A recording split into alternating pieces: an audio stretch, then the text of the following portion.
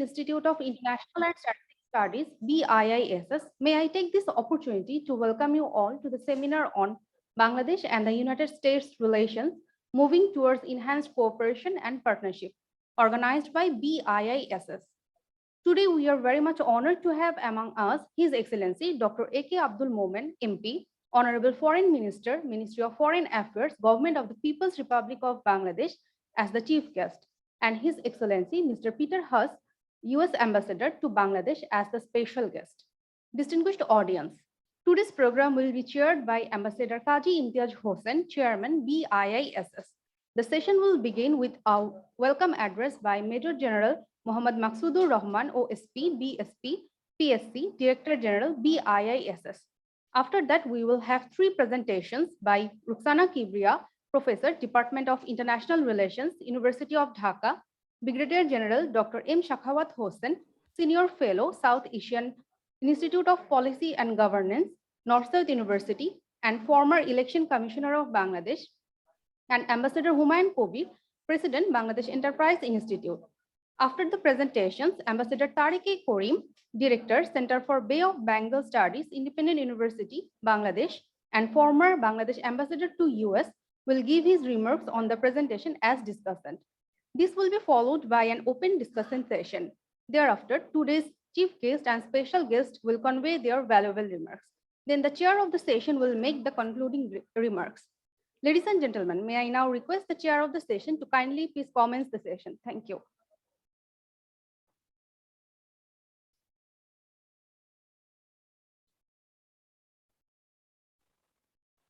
Thank you very much. Assalamu alaikum, a very good afternoon and Ramzan Mubarak to all of you. On behalf of the Institute, I extend a very warm welcome to all of you, and may I request you to please turn off your mobile or to silent mode, and lower when you are going to speak to each other, so that we are audible to others.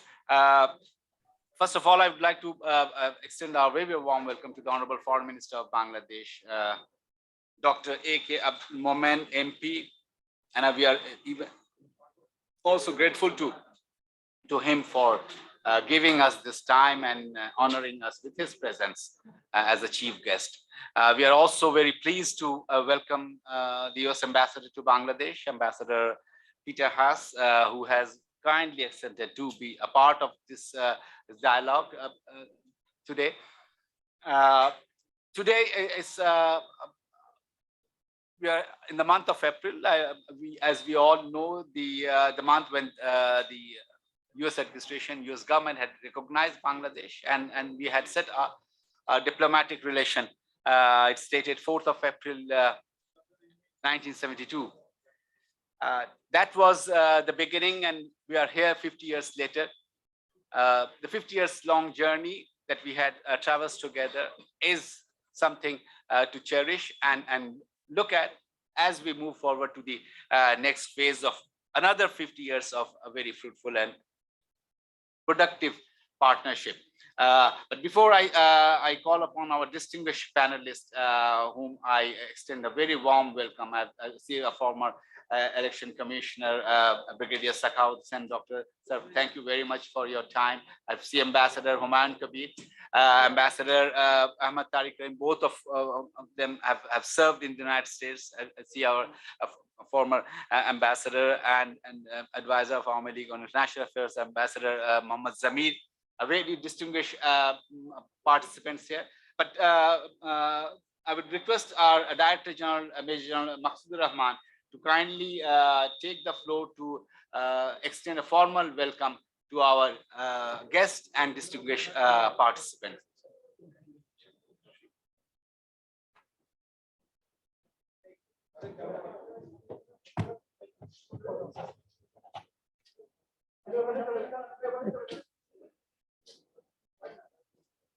Bismillahir Rahmanir Rahim. Honorable Chief Guest, His Excellency Dr. A.K. Abdul Muman, MP, Honorable Foreign Minister, Ministry of Foreign Affairs, Bangladesh. Special guest, His Excellency Mr. Peter Haas, US Ambassador to Bangladesh, respected Chairman, Ambassador Kazi Imtiaz Hussain, learned panelists, Excellencies, distinguished guests, ladies and gentlemen, Assalamu alaikum, good afternoon, and Ramzanul Mubarak to you all. On behalf of Bangladesh Institute of International and Strategic Studies, let me welcome you all in today's seminar on Bangladesh and the United States relation moving towards enhanced cooperation and partnership. Our heartfelt gratitude to the Honourable Chief Guest and the special guest for gracing today's occasion. At the outset, I would like to pay my deepest tribute to the memory of the father of the nation, Bangabandhu Sheikh Mujibur Rahman, and to all martyrs who laid their lives for our nation.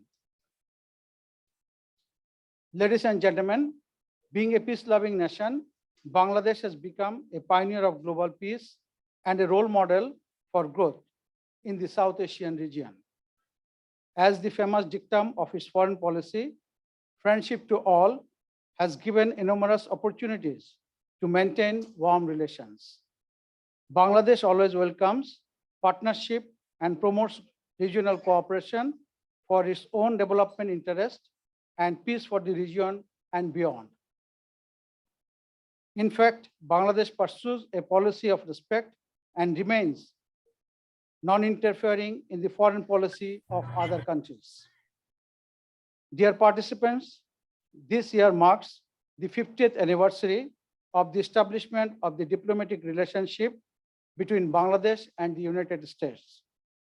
Since the establishment of diplomatic ties on 4th April 1972, both the countries are continuing a shared journey of mutual understanding, and Bangladesh-US relations have increasingly strengthened with cooperation and evolved into a partnership. Both the countries uphold the shared vision of inclusivity, a secured and prosperous future. Bangladesh-US partnership has multidimensional aspects, including trade, energy cooperation, infrastructure development, ICT, human resource development, security cooperation, etc. The United States is the largest export market for Bangladesh and the largest source of foreign direct investment in Bangladesh. Bangladesh is one of the largest recipients of US assistance in the Asia region. Moreover, the two countries have extensive cooperation in regional and global diverse security issues like counterterrorism, maritime security, climate change, and so on. Distinguished guests, as you already know, Bangladesh is hosting more than 1 million forcibly displaced Rohingyas who fled from Myanmar amid military persecution, which became a serious concern for the regional security. Bangladesh recognized the attempt of United States and its crucial role to ensure a safe, dignified, and orderly repatriation of the forcibly displaced Rohingyas. It is to be mentioned that the United States is the largest donor for providing humanitarian assistance to the Rohingyas. However, we believe that the recent recognition of the persecution on Rohingyas as genocide by the President Biden administration will strengthen the United States engagement in resolving the Rohingya issue. Moreover, during the COVID-19 pandemic, the United States also stayed beside Bangladesh with medical support and logistics. It has donated 61 million of COVID vaccine through the COVAX platform, which is the largest donation from United States to any country in the world. Ladies and gentlemen, apart from the economic engagement, security cooperation is the core aspect of Bangladesh-US relationship.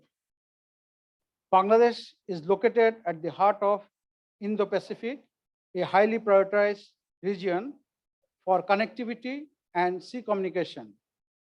Hence, the United States sees Bangladesh as a key partner in its security and strategic interest of maintaining peace, security, and stability in the Indo-Pacific region. However, despite growing cooperation and partnership in multiple areas, there arose some issues of concern, which I think can be resolved through continuous dialogues and discussion. And this seminar would give an opportunity to share opinions on different issues between the two countries and generate engaging discussion for future cooperation. Finally, again, I express my gratitude to the Honorable Chief Guest, His Excellency Dr. A.K. Abdul, Muman MP, the special guest, His Excellency Mr. Peter Haas, distinguished panelists, and the learned audience for encouraging us with your kind participation. Thank you very much. Thank you all.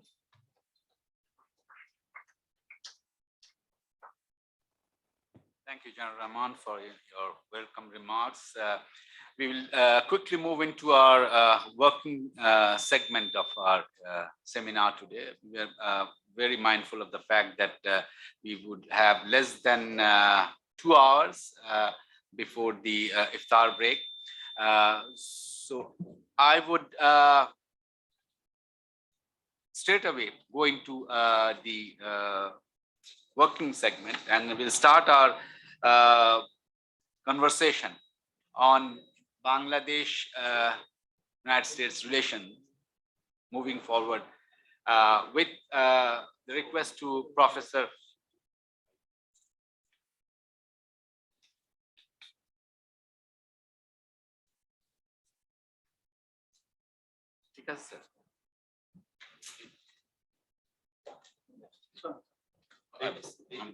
Sir. I've got quite a plentiful of papers in front of me, which is why the more important ones have gone at the bottom.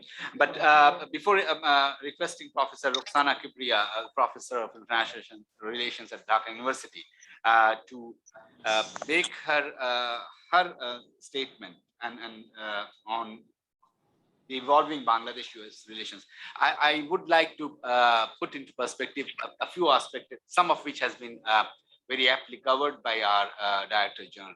You set in motion the conversation that we would have today, looking at the relationship that we have with the United States spanning over the 50 years period, the huge and very intense engagement that we have with the United States. United States is one of the largest bilateral trading partner, traditionally the largest, singularly a largest foreign investor, and a development partner as well. At the same time, we have a very intense and defense and security cooperation. As things have changed over these 50 years, this relationship have evolved into and grown into other areas of cooperation, where we see poverty alleviation as a sector, education, health, human rights, governance issues, all coming into the fold of our engagement. As we move forward, of course, there would be there are issues of concerns from both sides, the concerns raised by the United States, the concerns that we on the other side. And as in any relationships, there would be ups and downs. As in any relationship, there would be issues, and the best way of dealing with the issues are through negotiation, discussions, dialogue. In recent times, some of the issues raised by the United States, which is, has traditionally been doing that through its various reports, have raised concern in the country. And we have, from Bangladesh point of view, we have a reservation on those concerns. But at the same time, we have expressed a very candidly our intention to engage with the US administration at different levels to resolve this issue and iron out the differences. We know that the linkage is not only institutional linkages, it's people-to-people relationship that is getting even stronger day by day. One of the statistics I was looking at, that Bangladesh's students now rank one of the top 20 students community coming to USA for studies. So these linkages are very strong, and if we look forward to this relationship that is based on a foundation of human rights, on the foundation, on the belief in the human rights and human dignity, and the belief of equality and justice, we see a very intense and prosperous partnership in the coming years. But I won't take much of your time. I would be listening to our distinguished panelists. We have a stellar set of panelists today, and our first speaker would be Professor Rukhsana Kibriya, Professor of International Relations. Madam, would you like to take the floor? She will take us through the evolving Bangladesh-USA relationship. I would also like to just remind our speakers to be kindly mindful of the time frame. 10 minutes is allotted. Perhaps 30 seconds or plus would be a grace that you can take it. Thank you, madam. You have the floor. Thank you. Okay. The chief guest, Honorable Minister of Foreign Affairs, the special guest, His Excellency, the Honorable Ambassador of the United States, respected Chairman of BISS, respected members of the audience, ladies and gentlemen, Assalamu alaikum, and a very good afternoon. It is indeed a pleasure and a privilege to be able to address you this afternoon to discuss the 50th anniversary of Bangladesh-US relations, which is indeed the most important diplomatic relations for Bangladesh. The United States recognized Bangladesh on 4th of April, 1972, when it was a war-torn country, and since then the relationship between the two countries have evolved in a very dramatic way, I would say. Until recently, Bangladesh was on the margins of US strategic discourse on South Asia, which was and continues to be dominated by Afghanistan, Pakistan, and India. From a Cold War era strategic stepchild, Bangladesh has apparently graduated into a strategic new kid on the block, so to speak, reflecting changes in the goals and priorities of US domestic and foreign policies.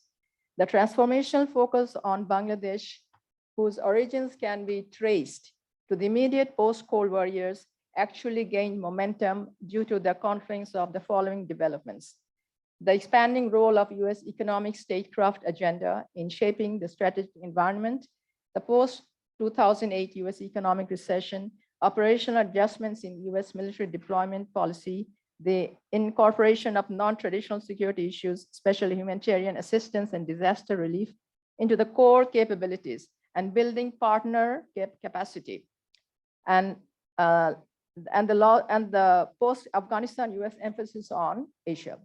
The enunciation of the US Indo-Pacific strategy has added a new significance to the region, and as a part of which the Bay of Bengal is growing in its strategic importance, with critical sea routes passing through it and its wealth of hydrocarbon reserves.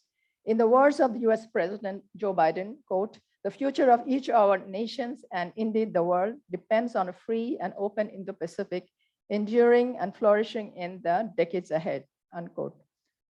It hardly needs to be reiterated that as a Bay of Bengal littoral state, the strategic value of Bangladesh has concomitantly been greatly enhanced.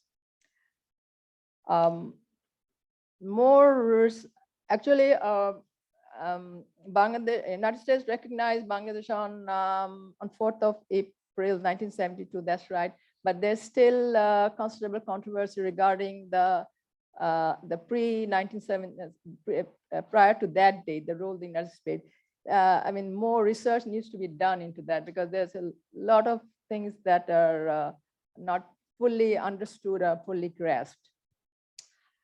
Okay, so more research. With 24% of its trade taking place with the United States, it is the largest trading partner of Bangladesh, whose annual export to and import from the US amounts to $7 billion and US $1.6 billion respectively. Since 1972, when it was pledged US $300 million in aid, Bangladesh has received more than $8 billion as development assistance from the United States, which has been a key foreign investor in the energy sector, especially in the exploration of natural gas, which currently stands at US $4 billion.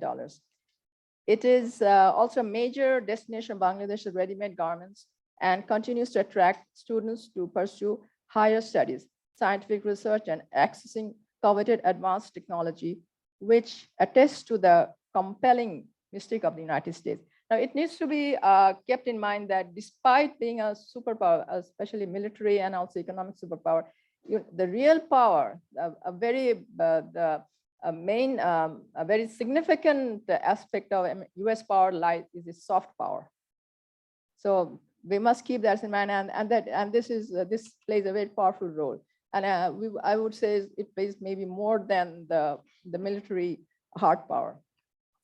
So the United States is attractive for our students for higher studies, and it also needs to be borne in mind that despite the hype of decline, the United States continues to remain the most powerful economy in the world, as well as its knowledge capital.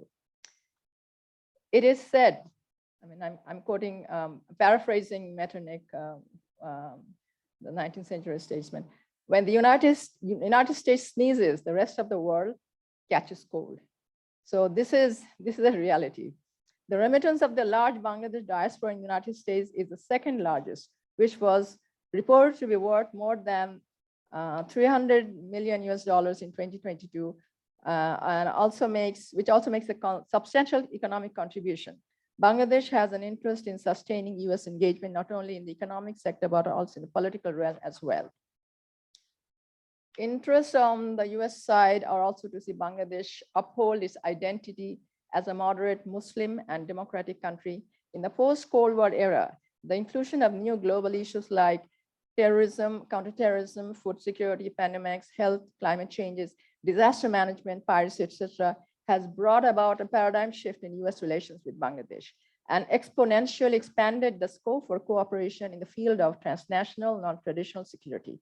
Apart from assisting Dhaka in the 3Ds of US policy, democracy, development, and denying sanctuary for terrorists, Washington is encouraging Bangladesh's role in international peacekeeping operations and thereby promoting US strategic objectives.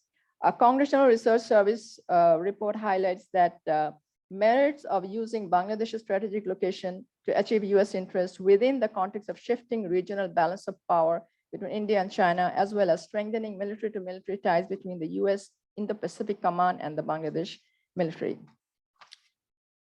Arguably, the most decisive development in all of 50 years of diplomatic relations was the establishment of a permanent common forum for coordinating bilateral matches through, firstly, the formalization of the strategic partnership dialogue in May 2012, and of the long-awaited trade and investment cooperation framework agreement.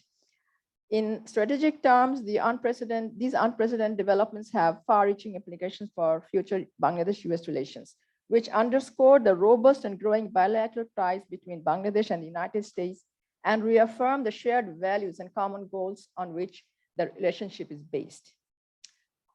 Washington and Dhaka also cooperate on a variety of security issues, including through bilateral dialogues, defense assistance, and training.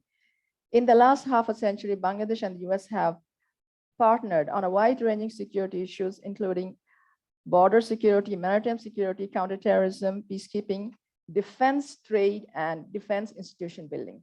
The modest US involvement in the Bangladesh military sector resulting from the initial focus on humanitarian assistance in 1972 was revised in 2012, facilitating a greater military-military cooperation between the two countries. Active military-military cooperation actually got underway during the first Gulf War in 1991, when a contingent of Bangladesh troops was dispatched to the Persian Gulf region. In the last 2 decades, several hundreds of Bangladesh military officers have received training in the United States under the International Military Education Training Program. The US military and the Bangladesh Armed Forces have also been working in tandem in managing natural disasters, maritime security, and counterterrorism. Our relationship initially dependent on trade and remittances has, since the 1990s, developed into one characterized by trade and investment and acknowledgement of economic strength as the currency of power in the 21st century. A supremely powerful tool in Washington's arsenal, the political and strategic dimensions assumed by its trade policy were unambiguously demonstrated in its trade negotiations with Dhaka and its contested and its concerted pursuit of the TICFA, which would grant substantial advantages to the United States in terms of greater market access, facilitation of its investments in Bangladesh service sectors, protection of intellectual property rights, etc. Bangladesh's geopolitical location cannot be disregarded in any meaningful study of its bilateral relations with the United States. It is argued that in the 21st century, the Indian Ocean is going to be the center stage of big power rivalry for resources and dominance and power projection.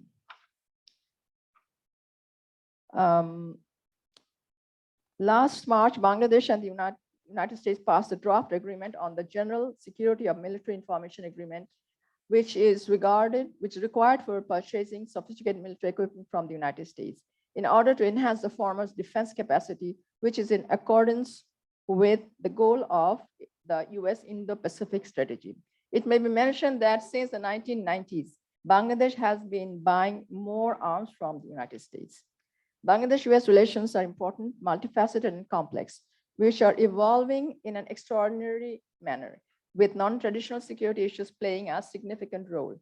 While they are determined by economic and political factors, the subtle geopolitical dynamics at play are key to a correct appreciation of the transformation itself, without which Bangladesh, with limited intrinsic worth, would figure differently in US strategic calculation. How the budding partnership would further develop in the absence of a well-articulated long-term vision remains to be seen. As far as the question of independent foreign policy is concerned, all countries have to adjust to changing global circumstances. Bangladesh is no exception. It needs to rethink, retool, and recalibrate its foreign policy. It is imperative that Bangladesh be cognizant of the reality of constant changes and accordingly design its foreign policy based on the quest of dynamic equilibrium. For the obvious reason, a relationship by definition asymmetric between a superpower and a developing country like Bangladesh cannot be anything but demanding, for the latter, that is. This partnership is expected to be fruitful and important, but to what extent Bangladesh gains advantages from this partnership depends to a great extent on its ability to adjust to changing geopolitical realities and capable leadership. To sum up, it could be reiterated that Dhaka and Washington have potentially much to offer each other, but in which direction direction they move is a matter of speculation, and for Bangladesh, it is likely to be pretty challenging. Thank you.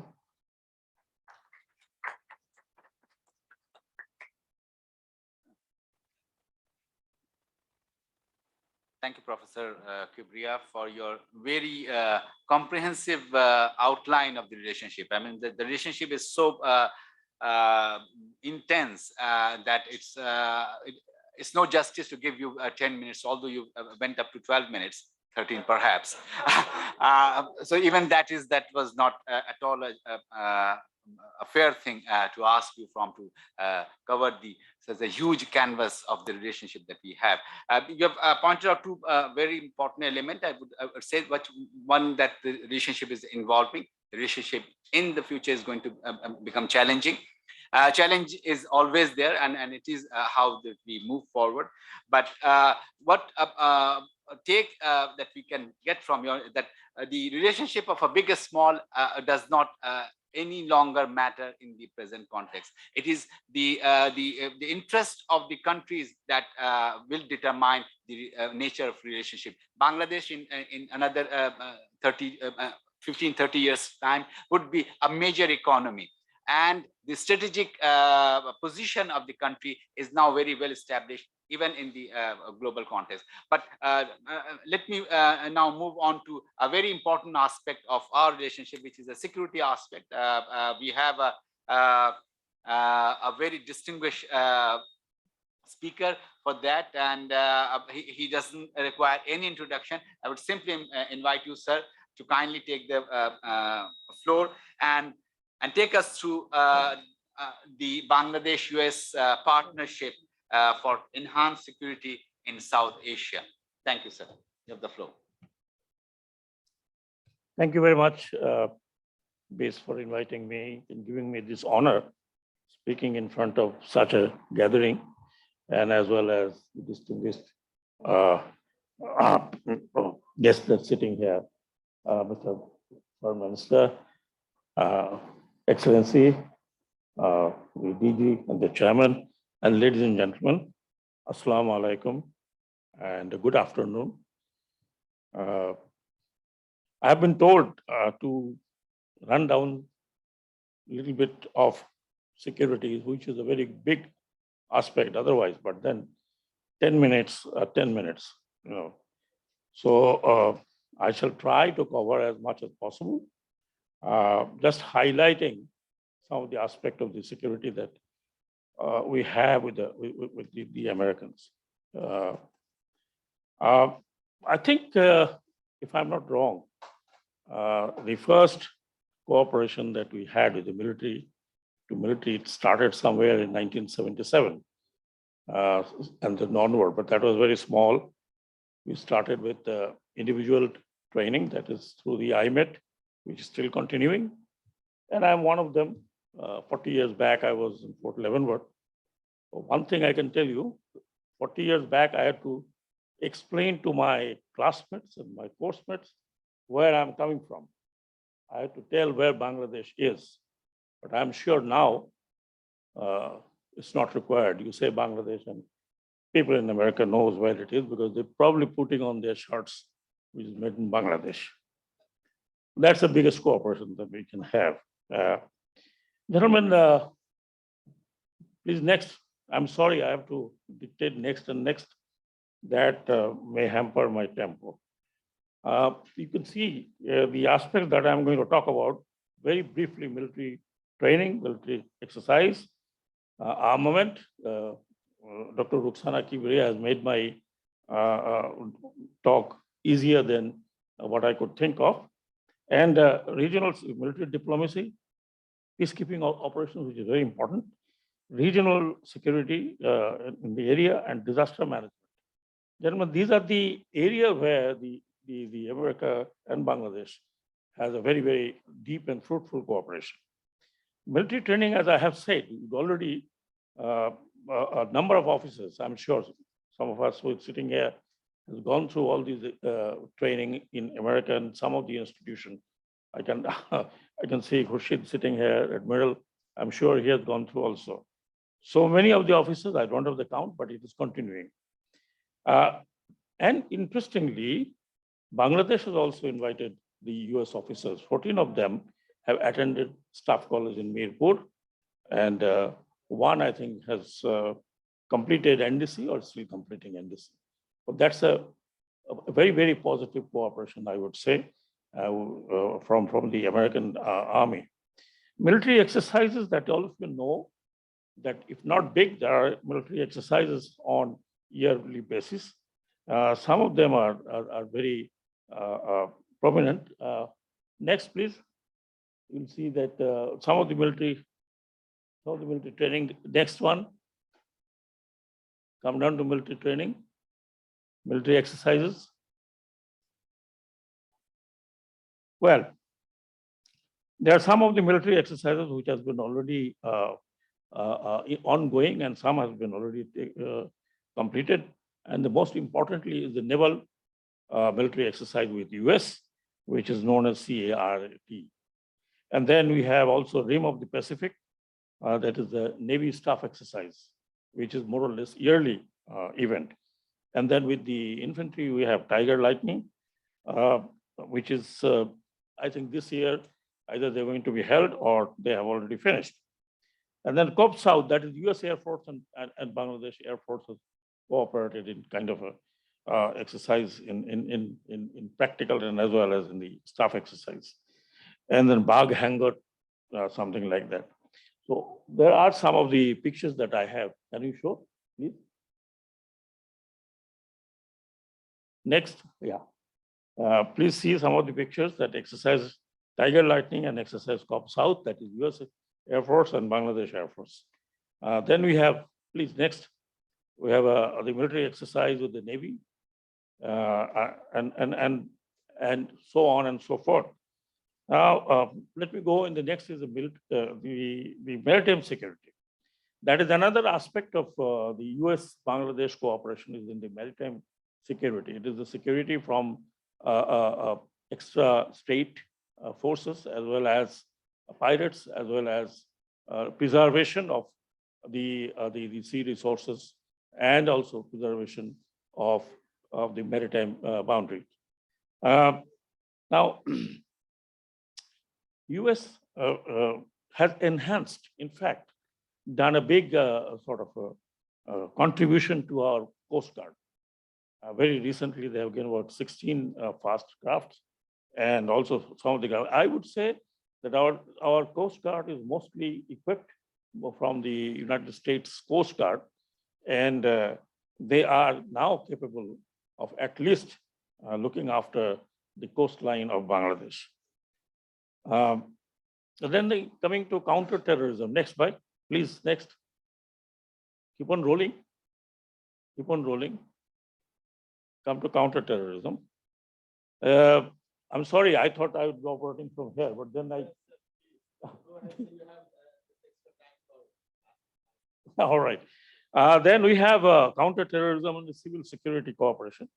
We have aviation and the border security. We have civil maritime cooperation, which is, of course, very important in a sense, security and human rights, and the building law enforcement and prosecution of prosecution capacity, border security, particularly the Rohingya issue. Recently, the United States has recognized that this was genocide by Myanmar. And that's definitely, we welcome that, and we hope that this cooperation will remain, and US will find out some way or other to resolve this crisis, whatever methodology they may accept. Now, counterterrorism, we have seen worst kind of counterterrorism, terrorism in Bangladesh, which we never expected. And Bangladesh is not a country where terrorism can survive. But then our law enforcement agencies have been trained, equipped also, with also intelligence in counterterrorism. Now, another main aspect is the peacekeeping and peace building. It is United States, I'm told that has contributed in Bangladesh peacekeepers, with the peacekeepers, and initiated, in fact, and strengthened the peacekeeping operation of Bangladesh with the support of the United States of America. As Dr. Ruxana Kibiria said, where from we started, and now we have the second largest contingent now in peacekeeping. So far, presently we have over 6,000 plus peacekeepers now deployed, and we had total about 180,000 plus soldiers who have been in peacekeeping, and we also had sacrificed 160 peacekeepers died, and about 360 got injured, but they are still on, and they are regarded to be one of the best in the world. Now we have the BIPSOT, which is the institution which is training the peacekeepers around the region and as well as from some other countries. And US has a big donation, and they are cooperating with that. Now, probably they are going to donate or cooperate in building the female hostels so that the female peacekeepers can stay and be trained. Now, the peacekeeping, as I said, we are now in some of the African countries, and where continuously we're getting the cooperation from United States of America. We have, please go ahead. We have a very good institute established here in Bangladesh, which definitely contributes in the peacekeeping training. Lastly, almost lastly, I would say that one of the biggest cooperation that we saw, the humanitarian cooperation in 1991, when the Marine landed in the southern coast, which was ravaged by a very bad cyclone, where 130,000 people were killed, and they came in support of the Bangladesh armed forces, and they stayed for a short period, but they really put their mark in the mind of the coastal citizens. And a gentleman who is still be remembered was the Marine Task Force Commander. Chobigulo dekhan to bhai, please go ahead. Next, please. Well, many of you must remember the general known as Henry Charles Stackpole. He became a name in the household of southern Bangladesh, who all the time was with the people in devastated area, and he was with the disaster. And people would not forget his contribution. So, and after that also, the American Marines have been contributing in this disaster management. Regional issues, apart from the areas of cooperation that I have discussed, areas that Bangladesh seeks cooperation is that peaceful resolution of Rohingya issue, definitely, which is potential for the regional a problem, which may become a bigger issue for the regional stability. Border issues, anti-drug, anti-weapon smuggling, human trafficking, and issue of curbing the transnational organized crime. Of course, post-COVID-19, Dr. Ruxana has already said, and free and open Indo-Pacific, which we support and we suggest. To conclude, gentlemen, before I conclude, do I have 1 minute, sir? Let me give you a small little story. And I've been visiting so far is about 60 countries, but I have found the most friendly and hospitable people are the Americans. When I was doing my staff college, it was 1 week past. I was driving through the county road, and there were four-way stop at night. It was night about 10. And you know what is to do in four-way stop. So I looked right and left, coming from third world country. I didn't find anybody whatsoever. I just drove on. And then after a few minutes, I found that the police is chasing me. So I kept on going, and he was on his loudspeaker. He said, stop, and pull over. Then the gentleman came and asked me, where are you from? And I pretended I don't know English. So after some time, I said, oh, yes, I'm from Bangladesh. He said, where the hell is this country? I said, I myself do not know. How can I tell you? Then he started talking to me. You crossed it and you should have stopped. I said, what stop? He said, STOP. I said, I can't read English. He said, sir, you are in Fort Leavenworth and you don't know English. I said, I'm just learning. Then he said, okay, I'm leaving you this time. Better learn English and then drive. So I went back and I was telling this story among some of my friends, and they were Filipino officers. Next week he comes, he said, Colonel Hussain, I tried the same tricks. And the gentleman said, sir, please don't lie. I'm just coming from Philippines. Everybody speaks English, so $25 fine. So I said, I could get away like that, but I don't think anymore I can get away saying that I'm from Bangladesh, do not know English. That was in 81. Anyway, so to conclude, there are wider cooperation and security, particularly in the procuring and military equipment to support the forces goal of 2030, which is US doing. And they are good equipment, but can we afford much? I don't think, unless we get some like Air Force has got some of the C-130s. The foreign policy of Bangladesh is to develop a peaceful region and peaceful Bay of Bengal and Indian Ocean. I'm sure US and Bangladesh is cooperating in that. A lot of people have talked that there are some hiccups. Of course, there are always hiccups. I have two recommendations if they are not done already. One is enhanced military diplomacy as the ground prepared by the peacekeepers. This is for our foreign ministry, and as well we would seek cooperation from US to enhance military diplomacy in areas where we are. And lastly, may US consider cooperating with Bangladesh, setting up a regional disaster international training center. I'm sure the region needs a strong Disaster Training Center. Well, thank you very much. I hope I have not taken much time, sir. Uh, it's really very difficult in 10 minutes to cover all these things. I am again thankful to this for giving me this opportunity. If I have not done justice, please excuse my, and that probably the time that I was allotted. I felt very nervous to express myself within 10 minutes. Thank you very much, ladies and gentlemen. Thank you, sir. Thank you. You can squarely put the blame on me as the chair, but as we have to have some time frame to respect, and that's why the restriction on the time allotted to you. We would now move on to our last speaker before we open the floor and before we request our distinguished discussant to throw light on the discussions that have taken place. It would be Ambassador Humayun Kabir.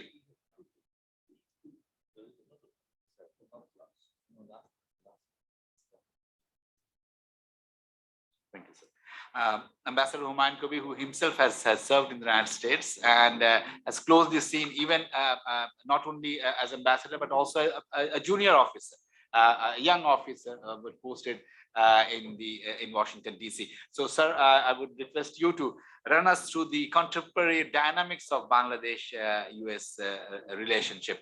Sir, as usual, I have to say that you have 10 minutes officially, but you have a couple of minutes more than that. Okay. Sir, you have the floor. Thank you very much, Mr. Chair, Ambassador Qazi Imtiaz Hussain, His Excellency Dr. A.K. Abdul Muman MP, Honourable Foreign Minister, the Chief Guest, and His Excellency Mr. Peter Haas, the American Ambassador to Bangladesh, DG of BIS, General Maqsood, distinguished panelists, distinguished guests, ladies and gentlemen.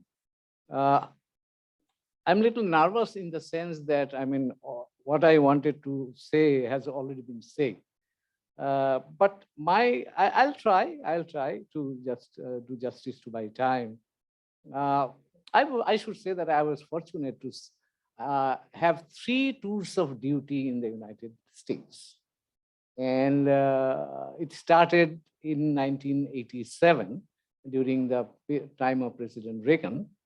And then I ended up with President Obama in 2009. So I served twice in Washington, once in New York.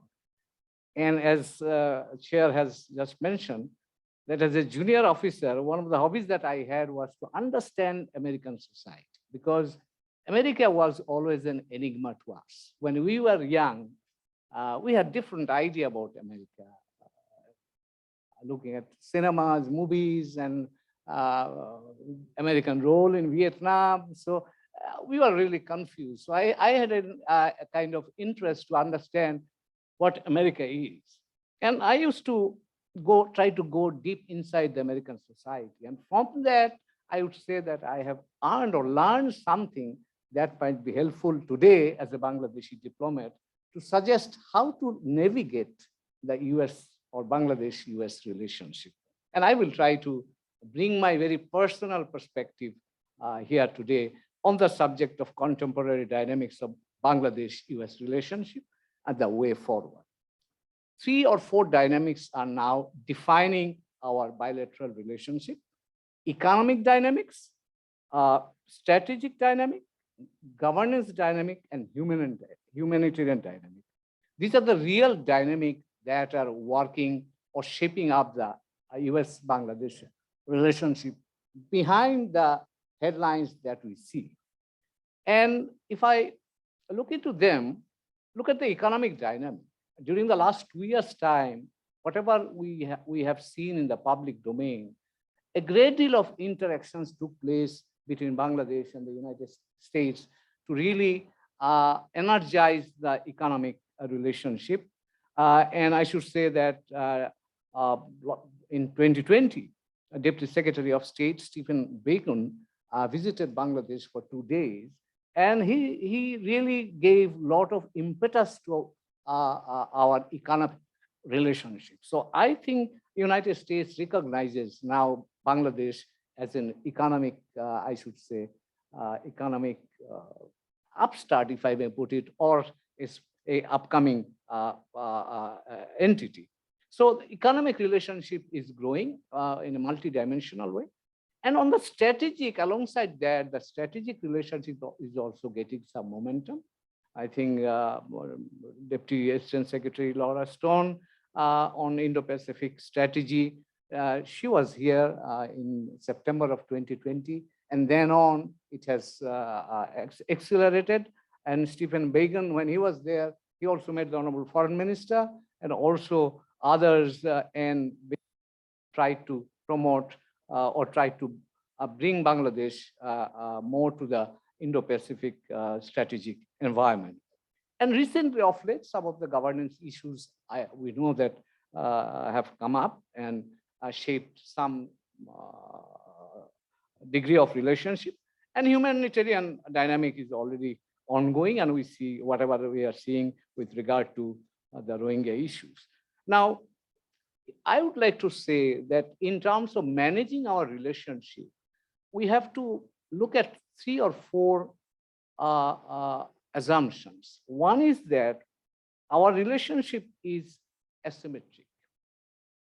And while Bangladesh always looks at United States from a bilateral perspective, the United States or Washington looks at Bangladesh from a bilateral plus perspective. And here I think we have to understand this, this differing perspectives that we have to manage. So that's one area we have to think about. Secondly, on the policy process, that's what I learned there, is that United States policy is consultative, inclusive, dispersed, and socially driven. On the other hand, I think we know our policy process is slightly more bureaucratic, if I may put it that way. And with regard to the coordination issue, US policy is highly coordinated inside and outside. Bangladesh policy has some difficulty, challenge in coordination, both inside and outside. And that has some reflection even with our relationship with the United States. Now, I would say, since time is short, I will only say some of the sensitivities, sense and sensitivities. I think with regard to the sense where Bangladesh-US relationship is important. And I think this is one of the, if I may put it, one of the most consequential relationship that we have. So we have some areas of sense where we are converging. There are some areas where we are not converging. Let me bring a few elements where we are converging. One is the normative frame. On the normative frame, I think we have a lot of areas of convergence, and Bangladesh and the United States have been working with regard to promoting respect for sovereignty and territorial integrity, peaceful interaction among nations, democratic partnership, promoting economic opportunities for mutual benefit and prosperity, diaspora. And in this regard, I think the diaspora has an important role, which Secretary Blinken has recently mentioned also during his discussion with our Honourable Foreign Minister. So from a normative perspective, I think this is a converging area and we can strengthen the convergence.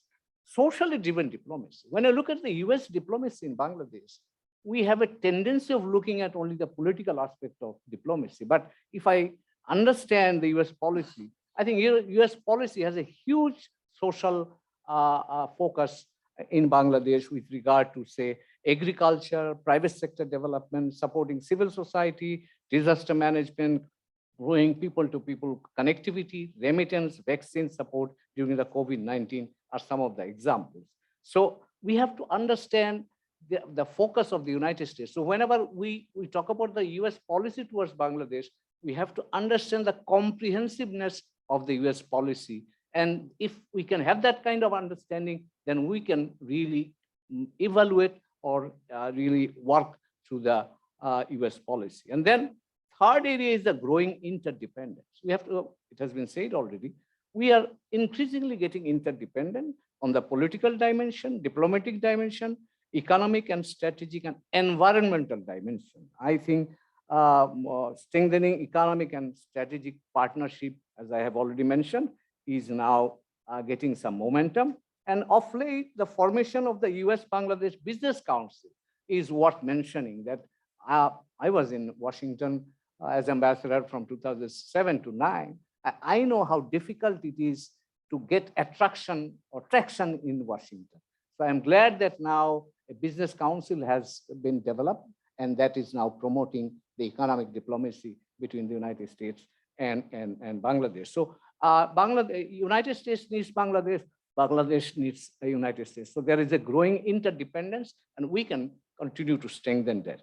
And the common future vision I am also seeing that are coming up from both sides. For example, President Biden, in his message during the celebration of 50 years, he has expressed few things. For example, strategic partnership on Indo-Pacific area, defense cooperation, partnership and democratic practices, climate collaboration, and Rohingya issue. On the other hand, from our side, the Honourable Foreign Minister, he has mentioned about the diversification of investment, addressing and then withdrawal of suspension of GSP, withdrawal of the sanctions from the government officials of Bangladesh, and readiness to work with the United States to strengthen democratic process and practices.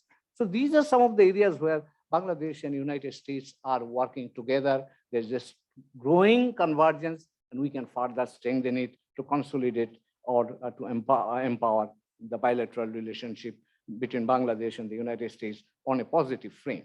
Sensitivities, we have some sensitivities already mentioned. I will mention a few. Concern about the government issues, democratic process, human rights, including labor rights, rule of law, freedom of expression, and sanction on the government officials. This is the area of on the governance side. These are the concerns from Bangladesh side. On the trade side, I would say that suspension of GSP, that is one concern. We want that suspension to be withdrawn. Duty-free market access, Bangladesh has been trying to get duty-free market access to the United States since early 2000 when AGOA was enacted. But we are still waiting for that. But I hope that one day we'll get we will get duty-free market access to the United States. And in terms of the investment, US investment, US can invest in a diverse sectors in Bangladesh, but it's still limited. Our Honourable Foreign Minister has requested that it should be diversified. So I fully support that idea. Strategic and geopolitical issues. I mean, we have some sensitivities, for example, particularly Bangladesh, IPS and Bangladesh relationship with China, emerging template of global interaction based on bifurcation of relationship between democracy and authoritarianism, health, climate, blue economy, regional cooperation. And these are some of the issues where I think we have to still work together. Way forward, 6 points I will mention based on whatever I have learned. Number one is that we have to have a good understanding on the differing approaches in relationship, how to manage bilateral and bilateral plus relationship. That is, we have to understand US always has a bilateral plus focus or frame, how to manage that through our bilateral frame. So that is one thing we have to sharpen our diplomatic, I would say, diplomatic focus. Role of the social actors in diplomacy. I mean, in the United States, as I have mentioned, the social actors have a huge role. The policy process is consultative. Policy process is diverse. So we have Bangladesh, from Bangladesh side, Bangladesh is also a socially driven country. I used to cut jokes with my American friends that, look, we are alike in many areas. So Bangladesh has that potential of involving the social sector, social elements into the policy process. And that will help us to interact more with the US partners, such as the business community, CSOs, think tanks, and so on and so forth. And I must also mention here that some of the contemporary problems that we are talking about, these have actually started or emerged from the activism of the social sectors, and then they recycled into the policy process and created some challenges for us. So from the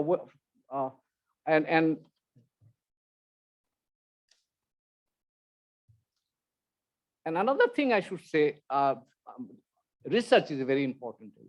I mean, whenever American policymakers take a decision, it is based on evidence and thorough research. So I think if we have to match with that, we will have to develop our research capacity significantly. So that is another area. And domestic coordination is one area. From Bangladeshi side, I think we have to really give a focus, and that could help us also to benefit from the diaspora community. The diaspora community in the US, Bangladeshi diaspora community particularly, could not be as functional as we wanted them to be to us, only because they are divided. And they're divided on political Bangladesh domestic political line. I mean, if we can professionalize them, the Bangladeshi diaspora could be much more useful, much more helpful in contributing to the US economy, and also have some benefit, give some benefit to us also. And last thing I would say that in Bangladesh, since US is a highly consequential country, or this relationship is highly consequential, we have to make more investment in building our diplomatic capacity and give it full professional and financial support, because we are now moving into a world which is globalized, but at the same time getting fragmented. And in that kind of environment, diplomacy could be the only friend that could help us to ensure our security, ensure our prosperity, and also our future course of action as a dignified nation. Thank you very much. Thank you, Ambassador Humayun Kabir, for a very comprehensive outline of our relationship, and also a prescription for how we should approach the relationship with the United States, understanding the dynamics, domestic dynamics of the United States itself, its policy-making processes, and how we should be looking at in terms of building that relationship for our mutual benefit. The suggestion for the Foreign Office is also worth noting, that our diplomatic capabilities has to be built up stronger enough to match with the potentials that is carried by the US policy making and the bureaucracy. We have now come to the last speaker, and I will request our distinguished Ambassador Tariq Karim, who himself has also served in the United States, to share his thoughts about the presentation that we have heard so far from the three distinguished panelists, but as well as would like him to throw his suggestion as to how we move forward in our bilateral relations. Sir, you have the floor.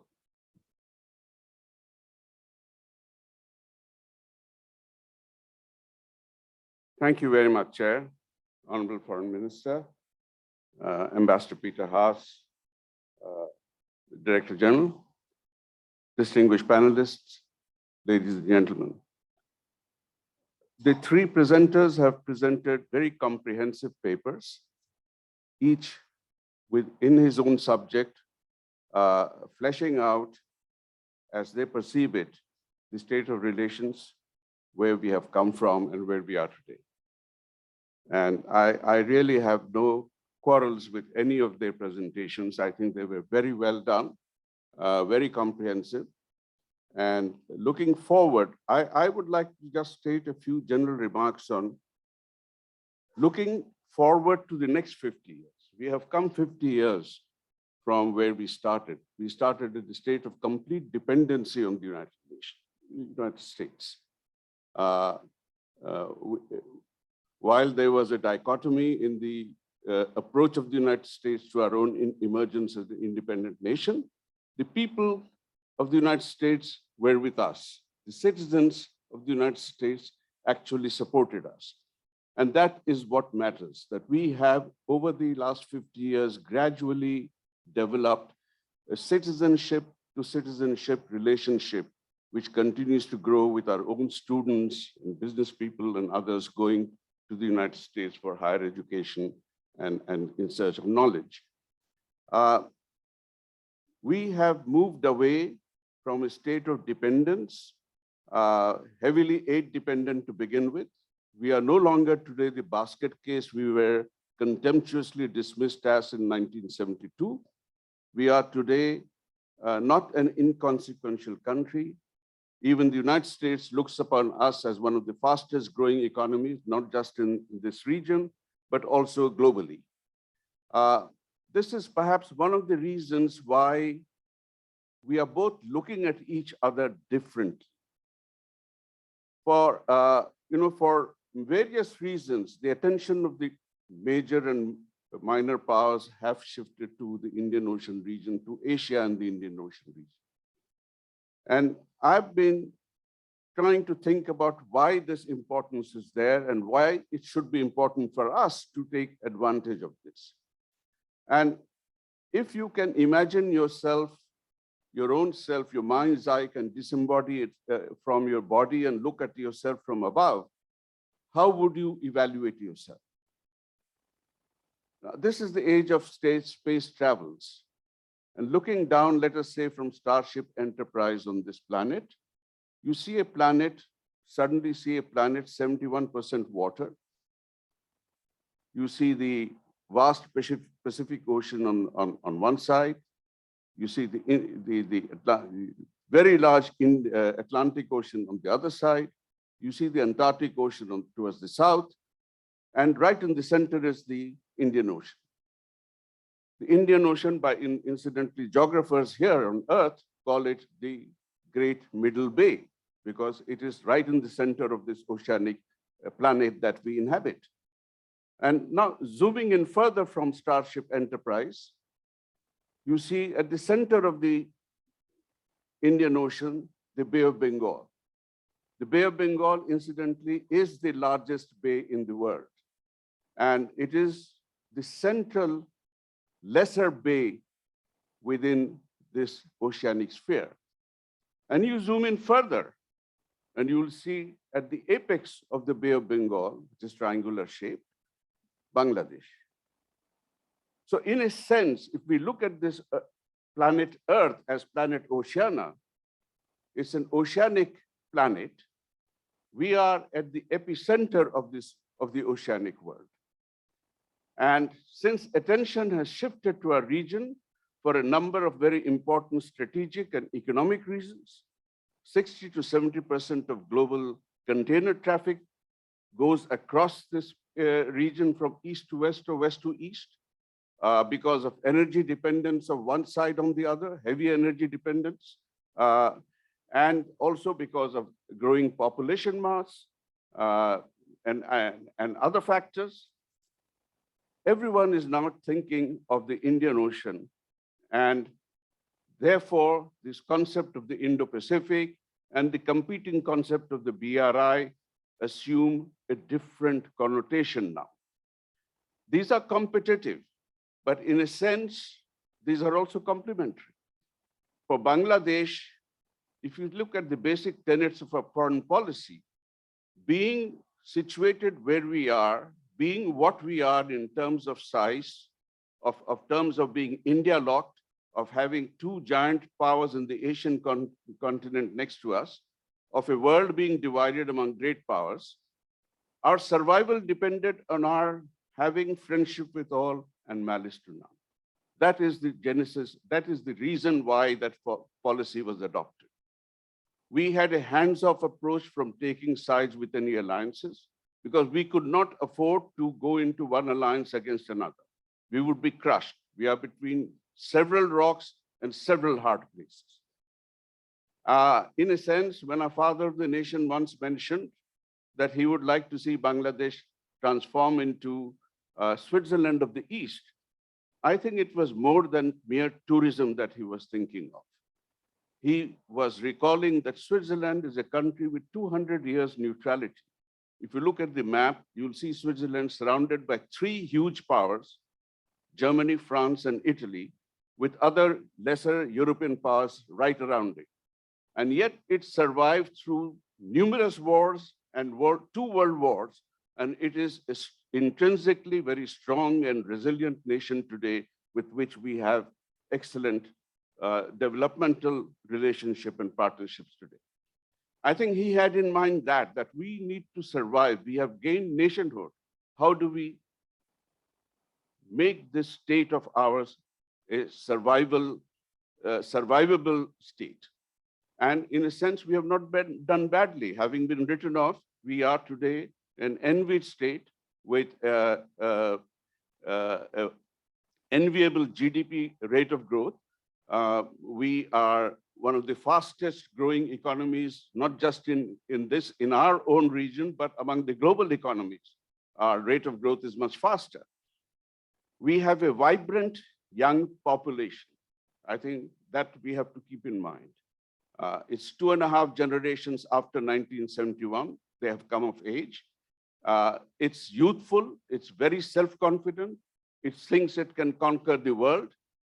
There is raw energy there that needs to be tapped. And this is where the United States can really help us in channeling that energy into skill developments, into industrial endeavors, into commercial and economic and scientific directions. One of the things that Ambassador Haas was at my center very recently, where he very clearly enunciated what the United States policy on Indo-Pacific meant. And there it was very, very clear that it means everything that we think it should be. And it does not mean some of the things that we think it is. And I'm sure that in his own address, he's going to re-clarify or reassert that. Unfortunately, there has been a lot of obfuscation and public discourse on this matter. I think this is totally irrelevant and unnecessary. I think we need to focus on where our interests meet, and the area where our interests meet is mutual cooperation with each other for mutual development. We have progressed from a state of dependency to a state of interdependency. We need the United States for many things that it has and we do not. The United States needs us because of where we are, who we are, and what we can become, of the promise that we hold for the growth of this region. We are also a champion in the sense of trying to bring the region together. We have punched above our weight in terms of trying to promote regional cooperation amongst our countries in our own region and going beyond. In the sense that we are a Bay of Bengal littoral, I often think of the fact that the Bay of Bengal, with its 8 countries and adjacent countries near it, have a population which is a quarter of the global population today. If you take the aggregate economies, the aggregate GDP of this, which is at the moment each going his own way, then it would be the 4th largest aggregated economic grouping in the world after the USA, China, and the European Union. And that is something in which I think Bangladesh has to look on its future role, and where perhaps with the encouragement of the United States and its own relationship in the region, we can start thinking of, can we develop a Bay of Bengal economic cooperation group or something? With these words, I think the looking ahead, there are a lot of things we can do together. And it is necessary for us to engage in dialogues. I mentioned that economically we have done well. If you look at the transition of states from where they start to how they have become what we call industrialized, advanced industrialized states, and you take many of the Western countries, they started off first with a lot of chaos within their own countries also. But then they consolidated first, consolidating their economic well-being. they had to get the economic act together. Then after that, they had carpetbagger stages coming in. They had, again, governance issues addressing them. And once they had achieved an economic stability, they start paying more and more attention to how to fix the governance issues, how to make development and growth a collective effort by civil society and government all working together.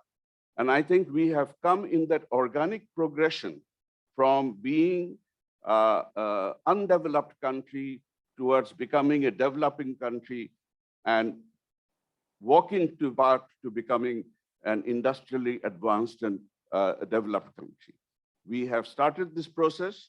Yes, we are, the United States has perhaps a 250 years head start on us in this organic evolutionary process. We are just 50 years old. We have come a long way in this 50 years. I think the next 50 years, we can consolidate from where we have arrived at today to build a really stable, strong, inclusive society. For us, being at the heart, at the epicenter of the oceanic world, we are a bridging country. For us, we bridge civilizations and economies in the Eastern Hemisphere with the Western Hemisphere and vice versa.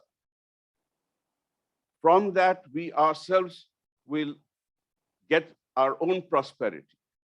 We cannot be anything but a bridging nation in the future. Thank you very much. Thank you, Ambassador Tariq Karim, for comprehensively dealing with the future of our relationship. I'm looking at the clock, and we are running 45 minutes behind schedule as per the year. So we will have a open forum for discussion, and it would again be a curtailed one because of the time constraint that we have put ourselves into.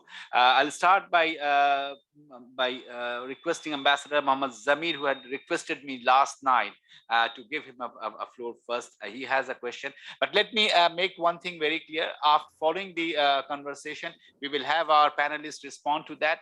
Our special guest and chief guest will be speaking last, and they will not be, to my understanding, be responding to the questions that would come from the floor. So my request to you, sir, would be to be precise and concise in your response, in your question and in your observation, so that we can have this 15-20 minutes made into 40 minutes of productive responses. Sir, Ambassador Zamir, sir, you have the floor.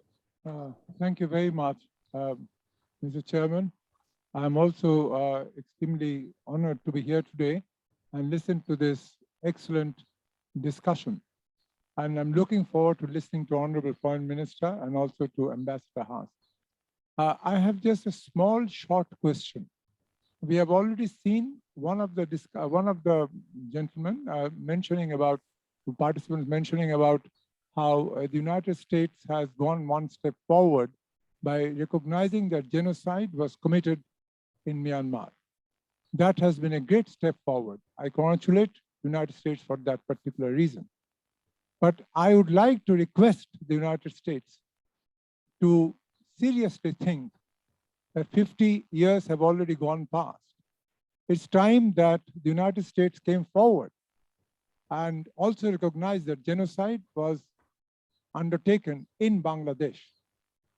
And a sentence from the White House mentioning that this had actually taken place in the form of genocide would greatly uplift the nation's heart, a nation of 170 million. And that would be seen as a great movement forward. Thank you very much. Thank you, sir. In similar vein, I also have a request from a former chairman of BIS, Ambassador Munshi Faiz Ahmed, who could not personally be here, but he has sent two questions to me, and time permitting. One was in the same line that Ambassador Zameen has put, that when the United States is going to recognize genocide in Bangladesh as a genocide. So I will now move on to next gentleman. Sir, I think Ishfaq was your name, sir, but let me not make a mistake in addressing you properly. Air Commodore retired Ishfaq Elahi Chaudhry, NDCPSC, sir. I do remember your face, and now you have hopefully pronounce your name correctly. So Right, you have sir. 1 minute, sir. Thank you very much, sir. I'll just like to draw the attention of the panel and also the ambassador that so far our defense, as an ex-Air Force man and also a graduate of the United States Staff College, our defense cooperation has been limited to mostly disaster relief and, peacekeeping and sort of more of a peaceful purpose. But it is now time that we move on to the more, concrete cooperation as such as, for example, the military exercises in the Air Force and the Navy, combat exercises, where we can learn a lot from the United States, and maybe the United States itself can learn something from us also.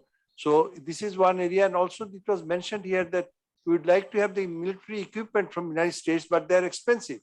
But I take I do not agree with that, because you see our experience with the United States military equipment, and especially of the Western origin, has been that although the initial procurement cost may be high, but the life cycle cost is much less. And in the end, that we end up with cheap military equipment, and then you have to discard them after every 5-6 years. That's not cost effective. So I think here both Bangladesh and United States can work together to bring in concrete, sort of military cooperation in the form that where we can enhance our defense capabilities. Bangladesh and also United States can leave its mark here on this region. Thank you very much. Thank you, sir. I'll take one more question from the floor. I have already have a request from sir. I will come to you. I've already have a request from the Director General of RAB to ask for the floor beforehand, and I will then request one of our participant online, Referee General Mainul Islam. But before giving the floor, I'll request Chaudhry Abdullah Al Mamun, DG RAB, to take the floor. Sir, you would keep your intervention as concise as possible. Sir, thank you very much, sir, giving me the floor. The respected chair and His Excellency Dr. Abdul Muman, Honourable Foreign Minister, and His Excellency Mr. Peter Haas, the US Ambassador. So, thank you very much for from the discussion. You have learned various aspects of from the panelists. We have learned various aspects of our US-Bangladesh relationship. In this year, Bangladesh and United States are celebrating 50 years of relationship between these two friendly countries. This relationship has achieved a new height of friendship and cooperation. Within these long 50 years, Bangladesh has been benefited from US by acquiring knowledge, technology, and most importantly, the equipment. The law enforcing agencies of Bangladesh have made the most of it from this unique relation. Similarly, RAB has also acquired good number of equipment from US. Moreover, cooperation between RAB and US Department of Justice, the International Criminal Investigative Training Assistance Program, ICTAP, and Internal Inquiry Cell in Rapid Action Battalion headquarters has been established in 2011 with the initiative of US Embassy in Bangladesh to ensure accountability of RAB personnel, and training were conducted by USA personnel, that is ICTAP personnel, on the basic criminal investigation, basic interview skill, human rights, and basic instructor development. A total of 147 RAB personnel has been given the training by in 7 different courses by ECTEC. The trained personnel are distributed in the entire REB outfit in order to ensure transparency and uphold the human rights credentials. In fact, this 147 REB personnel has given training to all the next of the lot of other REB officials.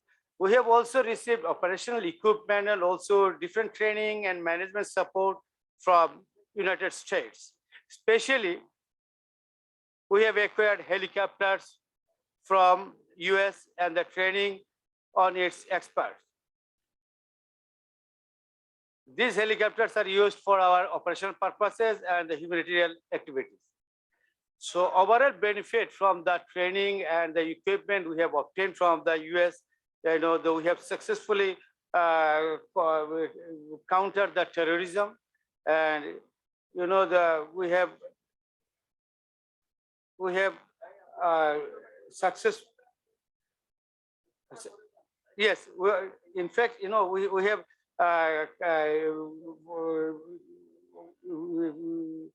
successfully countered the religious extremism and anti-narcotics operation, human trafficking, and control the illegal arms recovery.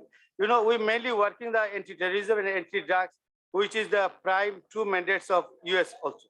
We want to take our mutual relationship in a view to the height in the future for the smooth functioning of the elite force and uphold the human rights credentials. So, for the safe and secure community, we want to get engaged and remain engaged with the US Embassy, and we need their engagement. They were engaged with us before, they were collocating with us in our campus, and we want the further engagement with the US Embassy. Thank you very much. Thank you very, very much. We'll now move on to our online participant. I'll request Lieutenant General Main Islam to kindly take the floor. My colleague will unmute him. Yes, thank you. Thank you very much. I will just quickly run down few of the issues, little uncommon and different views, because you all are praising or doing something that it is very nice, excellent going.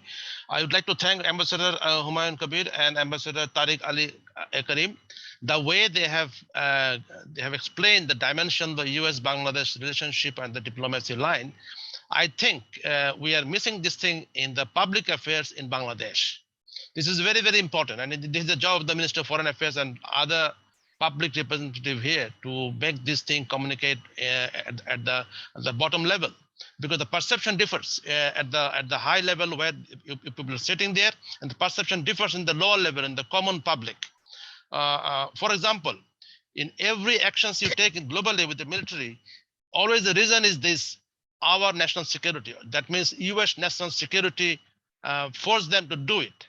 The question is at the end of the day, you also disrupt the national security of other nations. Example, I would not give. There are so many examples.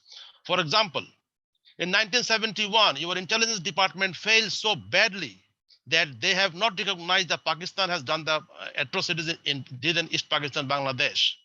And even on the first week of December, your intelligence didn't know that Mukti Bahinis were occupying most of the areas, 90% areas under control of the Mukti Bahini. And then you have tried to move the 7th Fleet. These are the lack of information you have. Same thing happened after about 21 years in Iraq. Your intelligence says there is a weapon of mass destruction. But later on, they didn't find it. But my question is this: who has stolen those? If there was a weapon of mass destruction, somebody must have stolen that thing. So these are the issues remain in the mind of the people, and they really they get confused about when we try to say we have to enhance the relationship and partnership. For example, the military bases you have, say in Japan and Korea, about 35,000 troops and 193 US bases. Kindly ask the question that you would want to put? Not the question. These are the perceptions of perception of the people by having so many bases. Yes, yes. So many Thank you. bases in the Korea and Japan. Still, North Korea is continuously flying their missile over the North Koreas. And then the bases you have in Saudi Middle East. So many bases in Middle East, but still, the Middle East still totally in different shattered form. Now, the people in Bangladesh says about this issue of the Palestine and one-eyed view of United States to the Israeli state. And just last Friday, I think the attack of the Israeli law enforcement troops on the Muslims are really is very saddening for the part of the people of Bangladesh. That's why I'm telling that the relations, whatever we are talking at the diplomatic level or the ministerial level or the government to government level, that has to be having an understanding at the bottom of the people level, so that we really understand US is a global power, no doubt in that. But the question is this, that the way we perceive, that is a very important thing, that we perceive the things correctly and then enhance the cooperation and partnership before. But there isn't fear in the mind of the people that what might happen, because so much of troops in Europe and NATO, but still now the Ukraine is fighting alone. Thank you very much. Thank you very much. Thank you very much. We will take two more questions. One small questions only. Volvo. So, Yes. in order of the way that it has been asked, sir, I will certainly come to you. I will certainly come to you. One thing. Secondly, we have to also be mindful of the fact that we will be shortly getting into the iftar time in 45 minutes time. But with due respect to our very learned audience, we are extremely running short of time, and we have to. I'll take just take 2 minutes only. I won't give you more than 30 seconds, sir, if you want to take it. But before that, I will request General Amsamin to kindly take again 30 seconds, no more than that. Okay, 30 seconds, 1 minute, I'll take. You see, I just want to know, sir. you see, people Thank have you. been talking about the refugees of Myanmar in Bangladesh. Can I ask His Excellency Ambassador of Myanmar? The ambassador will only be addressing us as a special No. guest, and he will not be participating in the Okay, discussion. then can Sir. I ask the So chairman? certainly you can Yes, I'll pose your put the question, questions. and the panelists will may Well, perhaps I'll respond. put the questions on the floor. You see, my name is, I'm Haliki Zaman, former ambassador of Bangladesh in Myanmar and Vietnam. So what I want to know, because we have more than 1 million Rohingya still in Bangladesh, America has already recognized this is a big burden on our economy and on our people. So process has started. Again, it has stopped when the Rohingyas are going back to their own countries. One. Other one is the sanction has been given on the police and some rap people. When the sanction has been lifted. Okay. that's Thank you, all. sir. General Amsamin, sir. 30 seconds again. Thank you, Mr. Chair. I understand your 30 worries. seconds, not more than 30 seconds. I have, I'll be very short and sharp.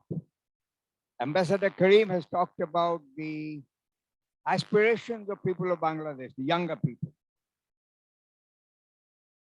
What do we really want?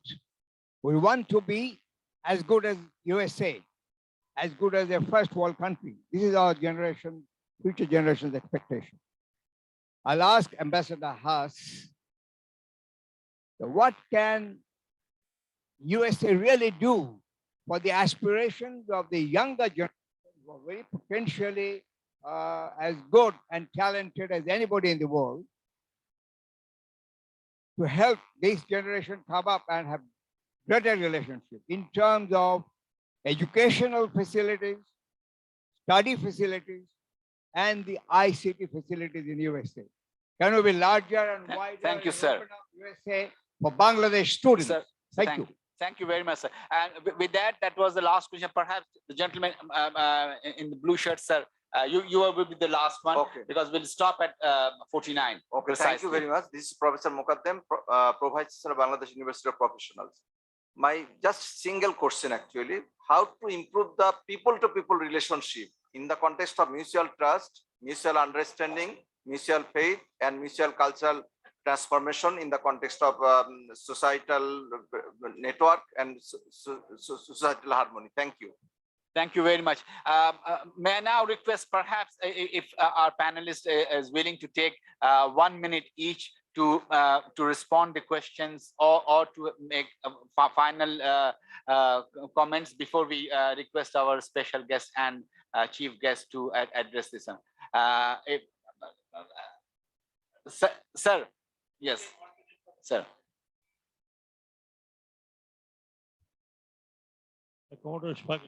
The question is here. Oh yes, I have just jotted out some of the exercises, which is some of the staff exercises, some of the exercises we can call it with the troops or else. Air Force is having a continuous exercise. So is Navy, and there are special group exercises in Sylhet with the special forces of Bangladesh and United States. Some of these exercises are continuing. Some of these exercises either in Bangladesh, but some of the staff exercises in Honolulu or elsewhere in the Pacific Command. And as far as SAIL is concerned, you know the types of, but I think Air Force is the most beneficiary, and then followed by Navy SAIL, and of course the Coast Guard. I'm not privy that whether Army, except that drone, which United States has given to the peacekeepers in Mali, and they're giving training onto that. I am not privy to the fact that how much equipment that Bangladesh Army has purchased. So this is on. This is on, and some are the cash sell, some are the excess military wear sell. You know it, and I know it. So this is what I could answer you. Thank you. Actually, my question was not question, it was an observation to the Sir, chairs. we can have this discussion outside the Okay. forum, sir, if you kindly permit. We are running really short of time. May I now have take the pleasure to invite our special guest, Ambassador Peter Haas, to kindly take the floor. And sir, you take your time. We are here to listen to you before we request our Honourable Foreign Minister to take the floor. Ambassador Peter Haas.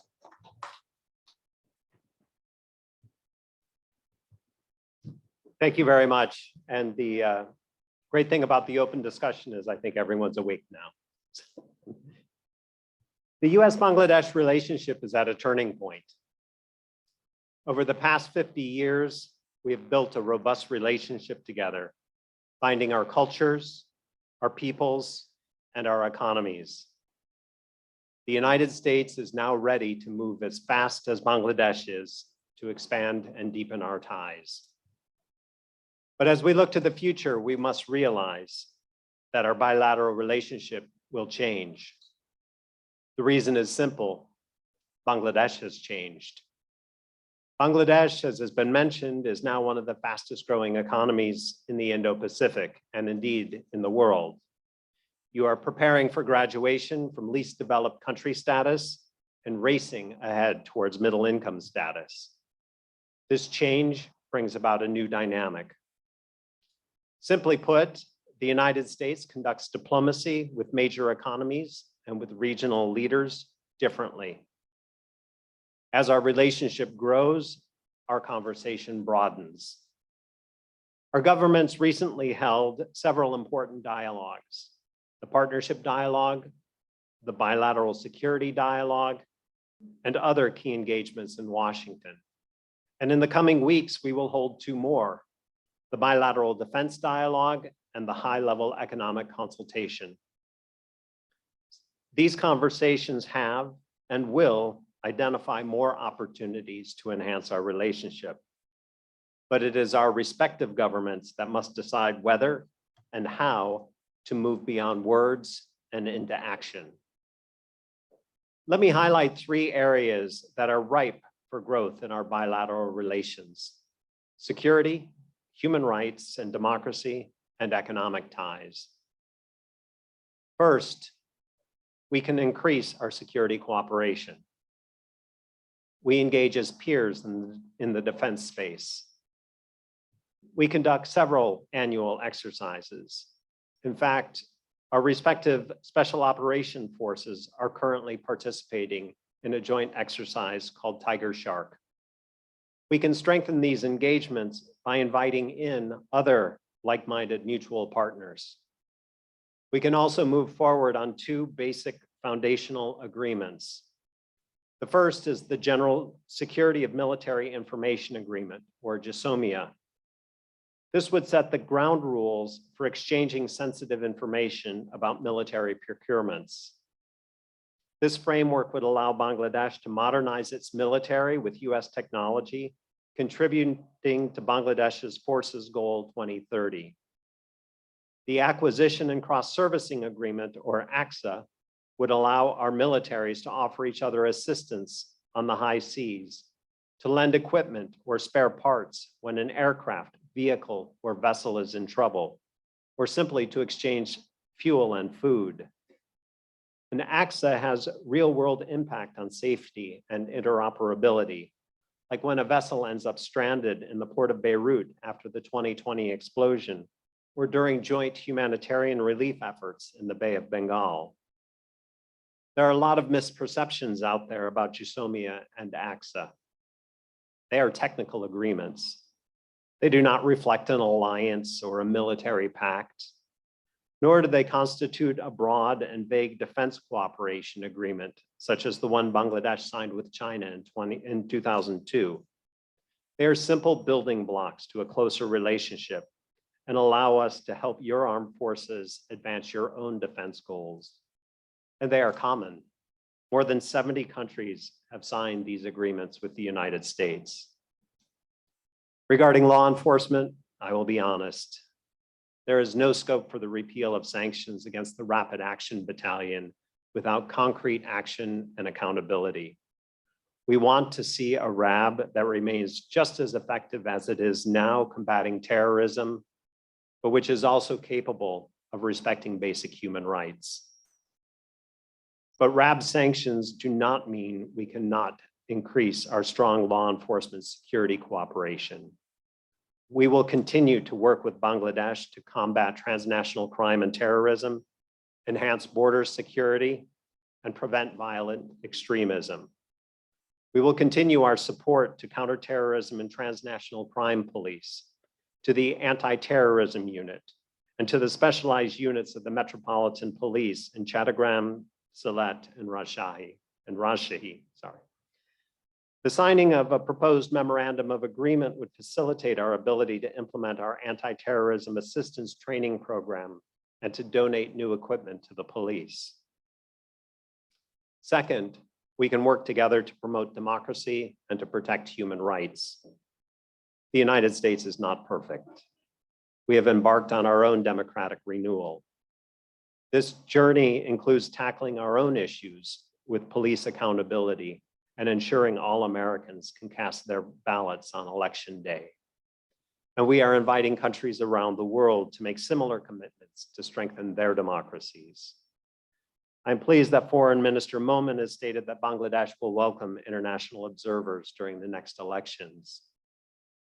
I also welcome the Law Minister's commitment to reform the Digital Security Act to prevent further abuses.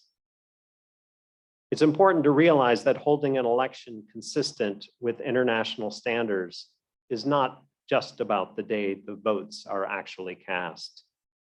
And in fact, as you all know, in Bangladesh, the elections have already started. Truly democratic elections require the space for civic discourse to take place, an environment where journalists can investigate without fear, and the ability for civil society organizations to advocate broadly. Let me be very clear. The United States will not pick a side in the upcoming elections. Our hope is simple, that the Bangladeshi people have a democratic process that allows them to choose their government. Third, the United States is ready to move our economic relationship forward. Next month, we will welcome the inaugural visit of the Executive Committee of the US-Bangladesh Business Council. I'm also proud to announce that the US Embassy will welcome the first ever full-time attaché from the US Department of Commerce this summer. This is a testament to the importance we place on growing the two-way trade and investment relationship. As a middle-income country, Bangladesh will be competing on equal footing with major economies. Issues like intellectual property rights, supply chain efficiencies, access to quality higher education, and a transparent and inclusive business environment will become ever more important. Also, how Bangladesh decides to regulate internet activity will also impact foreign investment and the willingness of companies to do business in Bangladesh. There are also a few areas where we can take advantage of opportunities that present themselves. For instance, the newly established US International Development Finance Corporation, or DFC, has a $4 billion active portfolio in South Asia across multiple sectors, including clean energy, agriculture, healthcare, and banking. Unfortunately, the DFC can't operate in Bangladesh for the same reason that Bangladesh is ineligible for the Generalized System of Preferences, or GSP trade benefits, a lack of labor rights. The United States is committed to supporting Bangladesh's labor rights journey, including through targeted development assistance. We actively promote freedom of association for Bangladeshi ready-made garment factory workers and their unions. We will also welcome a new attaché to our embassy from the Department of Labor in the coming year so that we can further work together in this important area. But the United States cannot do the hard work of enacting and enforcing laws that foster a transparent business environment, nor can we meet the timelines laid out by the ILO roadmap. These actions are up to Bangladesh, but we're ready to assist. Our nations have built a solid foundation over the last 50 years. Our people-to-people ties could not be stronger. Bangladeshi students prefer universities in the United States and are the 14th largest group of international students in our country, and also the fastest growing country sending students there. A vibrant diaspora community and strong business links keep us closely interconnected. But today, the US-Bangladeshi relationship is at a turning point. The United States is ready to hit the gas to enhance our partnership and realize the great potential of our relationship. We are ready to move as quickly as you are. Thank you.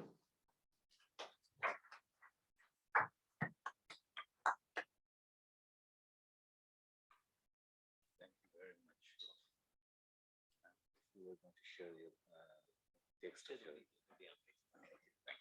Thank you, Ambassador Haas, for your clear, candid statement, and as well as addressing many of the queries that had come from the floor, and those questions actually represents the perception that we have in the society and the question the society is also asking.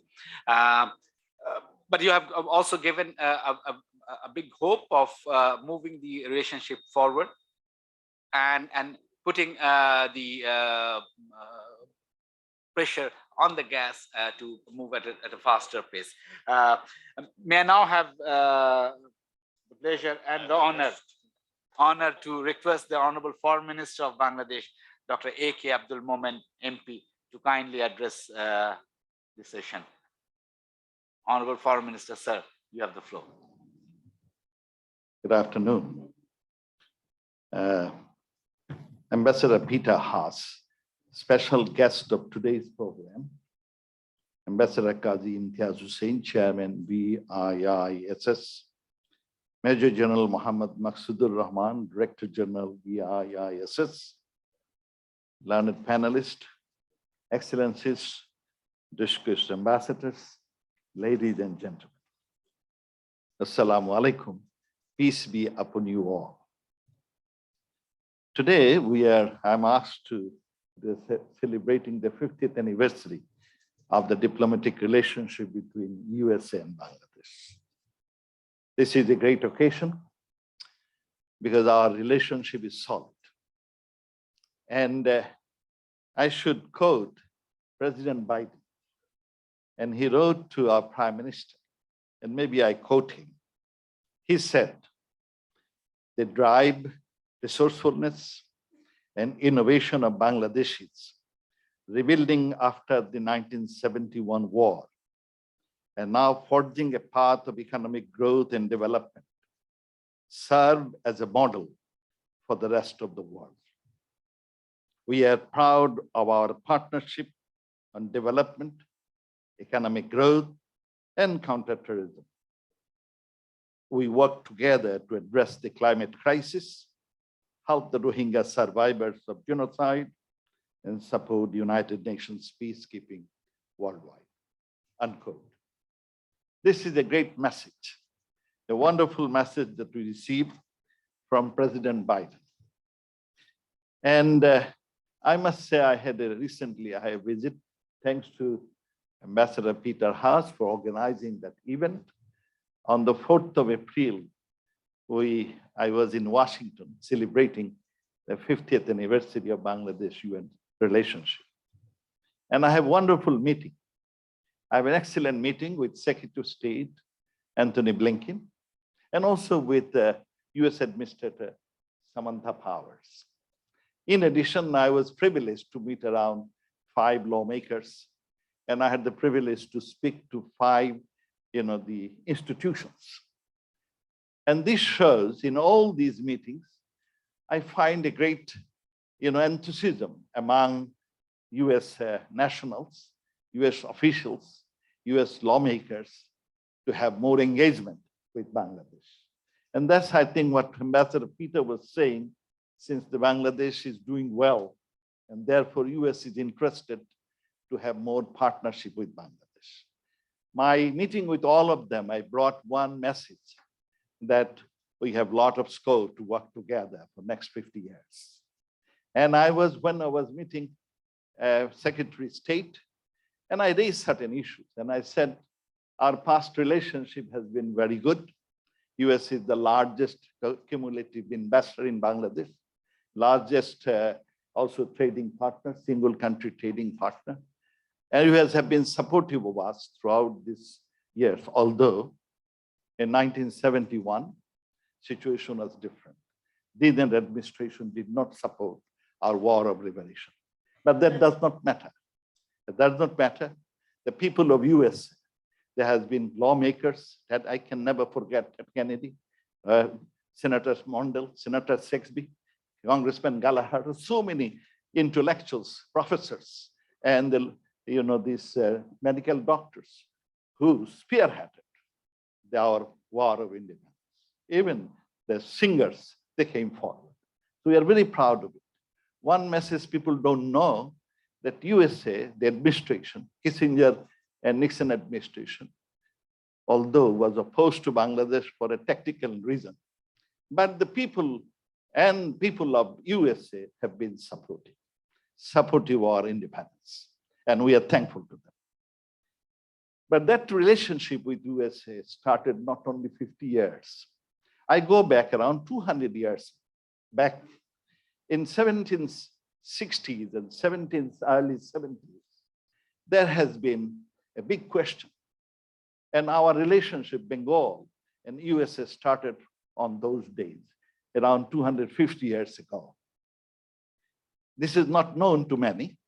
In the late 1760s and early 1770s, in the USA, a campaign started. No representation, no taxation without representation. And also another campaign is that, the one their independence, the colony's independence. On those days, there has been the British government was fighting 2 wars, one in the east in Bengal, another war in the west in the United States of America, the West Hemisphere. So during that time, it became very difficult for the British, Raj, to manage 2 wars, to finance the 2 wars.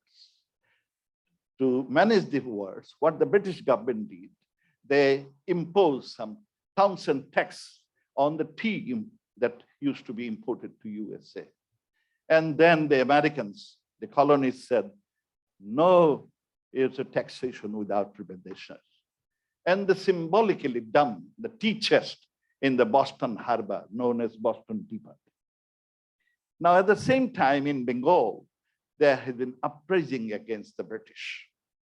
So British was very worried. So therefore, the Prime Minister William Pitt instituted group as to see which war he should continue. And in the process, they came up that the British cannot run two wars. They have to concentrate only one. And the valued judgment was that we should keep Bengal under our subjugation and allow the independence of the colonies. So USS in 1776, William Pitt Jr., the Prime Minister, declared the independence of United States of America. But at the same time, he started having more exploitation of Bengal and sent more troops. From the East India Company, it went to the British Raj. So our sacrifice was the independence of the United States of America. So our relation is long. If you go to the Pittsburgh, in the city hall, they have recognized this, the event of William Pitt by naming Pittsburgh as, Pittsburgh after, Prime Minister William Pitt, the Jr. So our relationship is very old. After 200 years, in early 1971, it is the American, the intelligentsia, the professors, the lawmakers, who came forward to support the independence of Bangladesh. So we have a long relationship. And ever since, what we did over the last 50 years, Bangladesh did very well, which has been reflected in the message of President Biden. President Biden sent this letter to our Prime Minister. Now today, I distinguish our excellencies, the ambassadors, they have discussed Humayun Kabir, Tariq Karim, all of them have in detail have talked about the issues, very comprehensive, and I liked it. When I was, maybe people would be interested what I discussed with, US Secretary of State. When I met him, I raised certain issues. I said, we have a lovely relationship over the last 50 years, but we want to have better days in the next 50 years. And he agreed with me. The whole discussion was upbeat for future. And that came from the President Biden's letter. Future. We wanted a better future. And General Amin was asking about the future. But in between, during the last few years, we have some little difficult issues. And we discussed those. USA is a land of rules and justice. Americans don't like any murderer to have a free mobility. So naturally, I said, Secretary, your country don't like any murderer to be given special shelter. But unfortunately, we have one murderer, a confessed murderer, who is roaming around your country. He was supposed to be deported in 2001, but suddenly something happened, it didn't happen. So that murderer should be sent back. And I said, of course, you will look into it. I also talked about, I said the USA have been the champion against terrorism, against jihadis. They have been championing this issue throughout the world. And Bangladesh, following your footsteps, in our country, we have a lot of terrorism, a lot of jihadis. I said in one single day, there has been 495 bomb blasts all across the country. There have been even bombs in the court of justice. Even when a foreign diplomat, a high commissioner was visiting some place, his event was bombasted. That was very sad. When a rally was arranged against this sort of terrorism, an extremist, a radicalist, that rally was bombed and there was a grenade attack. As a result, around 22 people died, 370 people got wounded, many of them maimed. So at this time, one institution which was termed by your own ambassador, James Moriarty, as the FBI of USA, that is RAB. And RAB is created, and since then, they have done an excellent job. And therefore, they have got the acceptability of general public. Yes, I agree with you that they need to be accountability. They do. Maybe we have to look into it more seriously, that we can take remedial measures But this is a great institution that has been creating stability across not only Bangladesh, also for the neighbors. So I would request you to re-examine the issue. I also talked about the trade and investment. I said America is our greatest trading partner. We export around 7 billion, two-way trade is around 9 billion. Now USA, after the COVID, many customers are facing difficulties. Many people in USA facing difficulties because the cost of things have gone up. So therefore, you can think about if you can reduce the tariff rate from our major exportable to USA, the R&D, then your customers can get the products at a relatively cheaper price and they would be very happy. So it is for your benefit, you can think of making a judgment. I also told him that in USA, drugs is very expensive. The medical, it's very expensive. And during the COVID, many people suffered. So if you want to reduce, if you would like to provide, drugs at affordable price to your own citizens, maybe it is time you look beyond. You can have partnership in the pharmaceutical industry of Bangladesh. If you can produce in Bangladesh, it would be, affordable. You can sell it to your citizens at an affordable price. So it would be your benefit. You will have more votes.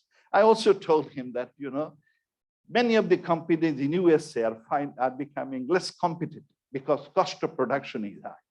Here we provide you an opportunity. Our Prime Minister is planning to have 100 special economic zones, 28 high-tech parks, and here you can think of investing. And the companies, your companies that will invest there, they will be more competitive. And in this case, they can survive in this competitive world. So it is for your benefit. Most welcome to Bangladesh. We have a very lucrative package, and you are most. I talked about your investments is mostly concentrated 90% only in the energy sector. But since the country is improving, our aspirations is high. It may be time that you look and try to diversify your investment portfolio in other areas, in the area of innovation, IT sector, in the area of infrastructure. Man, US is great in all those, so you may even in the blue economy. So these are the issues I raised to him. I also raised we talked about one issue he raised is the labor issue. And I think we have to work on that. I agree with him that we have to, I said, okay, how about let's have a roadmap and you tell me where is the gap. So we'll work with it because we want to work with it. It's not that, if there is something wrong, of course, we'll try to rectify. You have better experience over the years. So but think our economy, current economy is your economy of 1821, not of 2021. 100 years ago, what was the situation? But however, we'll work. We can have a roadmap as we have submitted one road to the ILO and European Union. And he said, we will be agreeing because we are pretty comfortable with the ILO situations. That's okay. If there is some gaps, we will try to rectify those. So I had a wonderful meeting, I should say. And I must also say, we are thankful to USA when we are in very difficult situation. USA came forward and provided us vaccines. 29 million vaccines, highest single country highest donation from USA. We're thankful to you for vaccine. And you will be happy to know we managed our COVID pretty efficiently and effectively.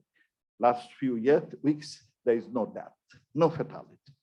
But you see, the whole COVID situation, we did pretty well, I should say. Our population is half of USA. Our geographical position is only 1.4% of USA. Although our medical system is not that improved, yet the half of USA population, our total fatality due to COVID is 29,000.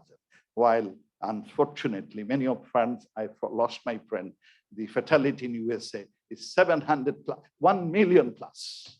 This is very sad because we lost many of our friends, and I feel bad about it. I had very good meeting, I should say, in all those with the Secretary of States and the other lawmakers. The message that we said, that we look for a better day next 50 years. Our policy, foreign policy is very simple.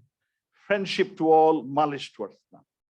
And our father of the nation, Bangabandhu Sheikh Mujibur Rahman, in 1974, when he visited USA, you see, if you remember all the scenario on those days, during the War of Independence, you see this, most of the, what should I say, Russians, pro-Russian countries, India plus others, they supported us. But Bangabandhu, in spite of becoming a member of the pro-East group, he decided to have a non-aligned policy.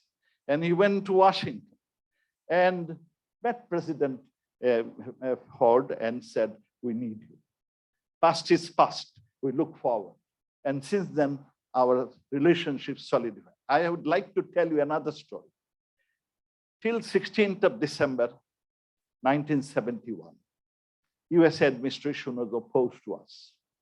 But on 16th December 1971, when we got our independent victory, since then, we wanted to be a member of the USA immediately in 72 April, they recognized us. And initially they recommended one ambassador to Bangladesh. Unfortunately, he didn't like to come. So there was a delay. But one thing many people don't know, from when we applied for the UN membership, there has been 16 resolutions. China, they got the veto power only on those years, that year. And they put veto against Bangladesh membership. But USA, which opposed, the leadership was opposing Nixon, Kissinger administration. There was 16 resolutions and 15 resolutions USA supported the membership of Bangladesh to the United Nations. Out of 16, one abstained, and rest of the 15 resolution, USA supported Bangladesh membership. Thank you. Many people don't know their stories. I was at the UN, so I digged into all those. The other important element is, even before we became independent country, Bangladesh didn't, Justice Abu Said Choudhury visited New York, and he wanted to have a meeting with then PR of United Nations, USA to the UN. And it was none other than George Bush, who later on became president. The important element is, the most important, Bangladesh was not anywhere there. It was in September. Our delegation went there. They solicited an interview with PR George Bush. He gave them an interview. He met them, and you see the way he treated them as the leader of an independent country. This is September 1971. Bangladesh delegation was received by the US, none other than George Bush. Now, these stories, many people don't talk much about it. Even when the Bangladesh delegation, you see, arrived at the airport, the mayor of New York City gave them the VVIP treatment. So USA, there has been a difference of opinion, but it is the people of USA. They supported us, supported justice, democracy, because our fight was to establish democracy. When people's voice was denied in Pakistan, then Bangladesh started the war of independence.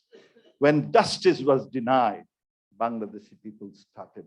So it is because USA people supported Bangladesh because they're supporting democracy, they're supporting justice, they're supporting human rights of the Bengali nation. And our, came together today. We also are working on that. Bangladesh has a very, what should I say, pretty mature, although 50 years. Ambassador Tariq said we have only 50 years and you have 250 years. Even then you have some hiccups. But within the 50 years, we have some difficulties. But last few years, we have done very well. We have established all the instruments that are necessary for a free, fair, transferable, and election. So we look forward to that. And as I have said, I have invited anyone wants to come and observe. In my last election, that's the first one I had done. Your predecessor, Miller was there with his whole team, and they didn't find anything wrong in my own constituency. You are most welcome to come with your, what they say, observers, and see. We want to help him. We want to improve. And if we have anywhere, any weaknesses, gap, of course, we'll welcome your suggestions. In this next 50 years, I look forward to a better day. And I always say, I'm very thankful to USA personally, because during my bad days, it is USA that provide me a job, a shelter, a home, and I'm thankful to them. Thank you very much. Joy Bangla, Joy Bangla.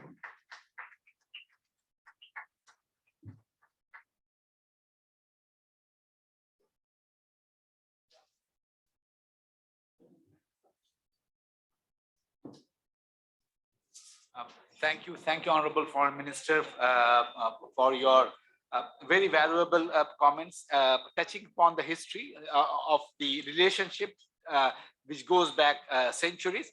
But we are now looking forward to a more robust engagement in the next 50 years based on pragmatism, based on sovereignty equality, and the potential that we carry as a nation is huge, and we want to make best out of it, as General Amsamin said. How are we going to look after to our next generation?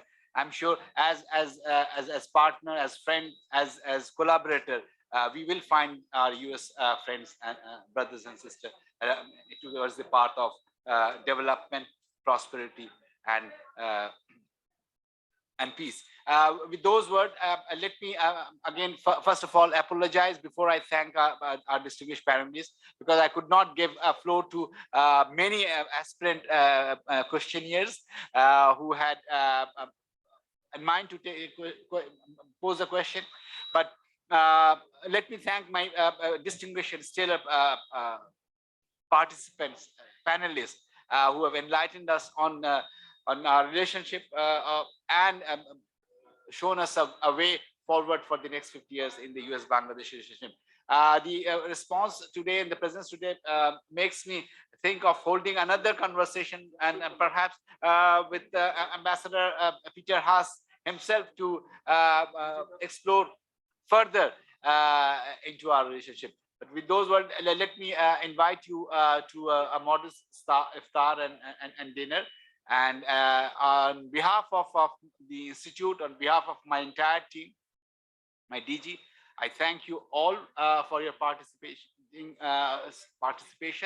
And I also like to thank my team here in the Institute for making this event possible. Thank you very much, sir.